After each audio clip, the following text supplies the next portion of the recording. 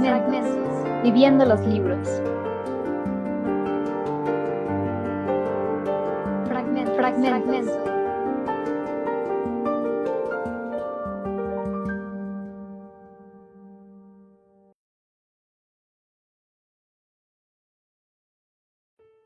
Los niños nos quedábamos en el margen de la historia, en los jardines de Alejandría, en nuestras lecciones cotidianas, en las que aprendíamos a recitar a Homero, en la terraza desde la que parados de puntillas sobre los bancos de mármol, podíamos avistar el faro, esa maravilla. A mí, me acordaba durante horas esperando ver las velas del regreso de los galeones de Cleopatra. Alejandro Helios jugaba a mi lado, y lograba suspender las cavilaciones en torno a la batalla que se libraba lejos de nosotros, y se entregaba a la persecución gozosa de un gato o a la construcción de una pequeña galera, con pedazos de madera que habían sido tallados a propósito por el industrioso Basilio. Yo no podía dejar de pensar en mis padres, sobre todo en Marco Antonio, que en su calidad de imperator debía estar más expuesto a los proyectiles del enemigo que la reina. Aunque Cleopatra no dudaría en vestir la coraza de guerrera y el casco azul de los faraones generales egipcios. Basilio, ¿qué ocurrirá si los romanos ganan la batalla? Le pregunté cuando los sentimientos aprensivos se me salieron del pecho como una parvada de pájaros asustados. Eso no ocurrirá, princesa. Me contestó. Los dioses protegen a Egipto. Pero los romanos son muy buenos soldados, dijo Alejandro Helios. Mi padre me ha contado que viven para la guerra. Entonces podéis estar tranquilos, pues el ejército de Marco Antonio se compone de valientes romanos y no menos valientes alejandrinos. Pero, insistí, ¿qué pasaría con nosotros si los romanos ganan? Si Octavio César vence a Marco Antonio.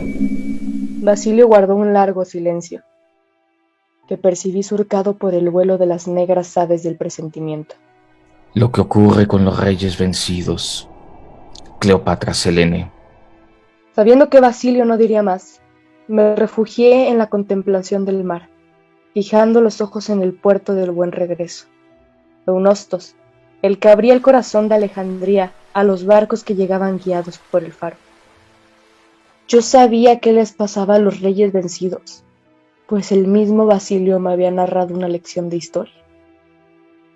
Cuando Cleopatra VII recuperó su trono, hubo de luchar apoyada por Julio César, en contra de sus hermanos, Arsinoe y Ptolomeo. Este, que era un niño, murió en el transcurso de una batalla, tal vez huyendo. Arsinoe fue capturada y exhibida en Roma como trofeo. En el desfile triunfal, en el que Julio César manifestó ante el pueblo romano sus victorias en las Galias y en África, Cleopatra atestiguó su vergüenza desde un palco privilegiado, en el que como invitada de César asistió a la humillación de su propia hermana. Pocos lazos afectuosos había entre esos hermanos nacidos de diferente madre y mi abuelo, Ptolomeo Auletes. Los romanos se horrorizan cuando revisan la historia de nuestra familia y encuentran suspicacias y asesinatos. ¿No había Auletes ejecutado a su propia hija Berenice? ¿No había ordenado Cleopatra VII que Arsinoe fuera enjusticiada, a pesar de que Julio César le perdonó la vida? El aprendizaje de esas muertes constituyó parte de nuestra educación de príncipes. La dinastía Lágida, a la que pertenezco, vivió en el poder como quien intentó dormir a la orilla de un abismo. Si entre los miembros de la misma familia estaba el puñal pronto, el veneno dispuesto, ¿qué podía esperarse de los conquistadores extranjeros? ¿Qué les ocurre a los reyes vencidos, Basilio? Dije después de un largo silencio. Los que no mueren son convertidos en trofeos y obligados a desfilar ante el carro de un general victorioso. Aunque seamos niños, preguntó Alejandro Helios, abandonando el armado de su barco de juguete, con un relámpago de angustia en sus ojos dorados, que no he olvidado y nunca olvidaré.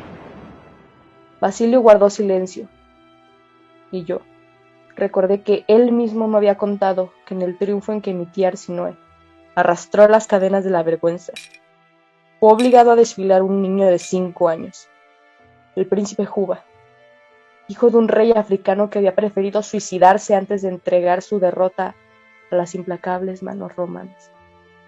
Querida Alejandría, al repasar la carta anterior, caí en la cuenta de que hice mención de Juba, a propósito del desfile triunfal de Julio César, sin intentar siquiera una reflexión acerca de esa notable coincidencia entre el que ahora es mi marido y yo.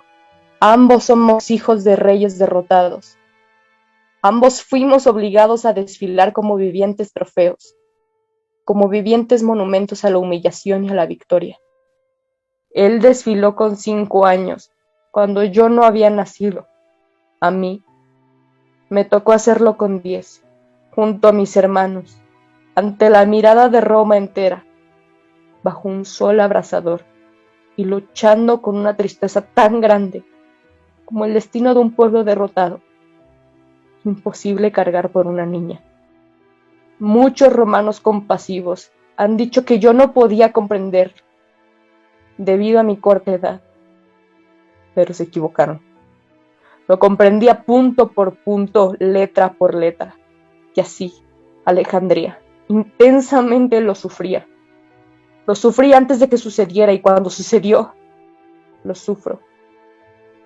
Por eso quiero escribirte y recordar, para curarme y curarte, para curar a mis muchos muertos entrañables, a Cleopatra, a Marco Antonio, a Cesarión, a Alejandro Helios, que era mi sol, a Ptolomeo Filadelfo, a Basilio, a ti, oh, mi ciudad, mi nostalgia, mi faro, mi añorada maravilla.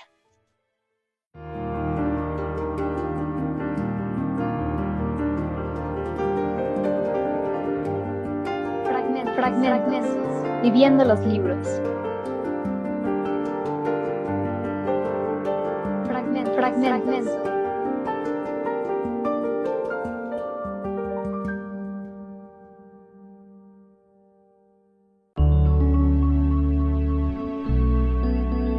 Código Libre